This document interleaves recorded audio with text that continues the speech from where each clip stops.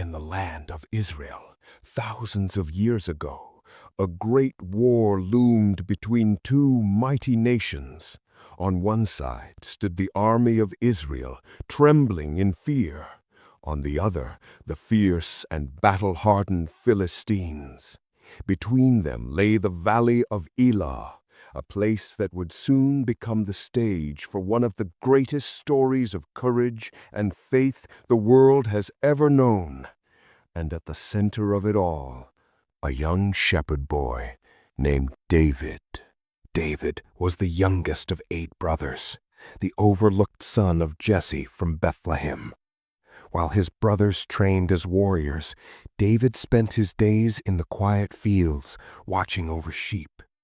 But in those lonely hills, David grew close to God. He sang songs, he prayed, he learned to trust the Lord with his life. When wild animals attacked his flock, he fought them off with his sling, not with pride, but with faith.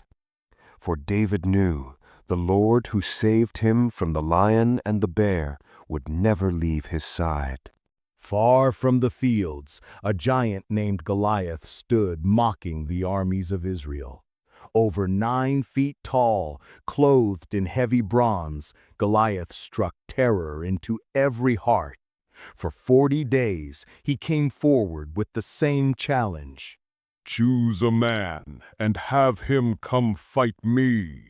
If he wins, we will serve you. But if I win, you will serve us."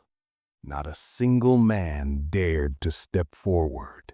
One day, Jesse sent David to deliver food to his brothers at the battlefield. When David heard the giant's words, he was shocked, not by Goliath's strength, but by Israel's silence. "Who is this uncircumcised Philistine," David asked, "that he should defy the armies of the living God?" His brothers mocked him, the soldiers laughed, but David wasn't afraid. He remembered how God had delivered him before and believed he would do it again. Word reached King Saul, and David was brought before him. "Let no one lose heart," David said. "Your servant will go and fight him." Saul looked at the boy with doubt, but David spoke boldly. "The Lord who rescued me from the lion and the bear will rescue me from the hand of this Philistine." And so Saul agreed. David refused the king's armor. Instead, he picked up 5 smooth stones and his sling. The giant laughed when he saw the boy approach. "Am I a dog," he shouted, "that you come at me with sticks?" David replied, "You come against me with sword and spear, but I come against you in the name of the Lord Almighty. Today he will deliver you into my hands." Then David ran forward. 1 stone, a single shot from his sling, and Goliath fell, face down in the dust. The impossible had happened. A shepherd boy defeated a giant. Not with strength, not with weapons, but with faith. That day, the Philistines fled. The Israelites rejoiced, and David's name became known across the land. But the true victory did not belong to David alone.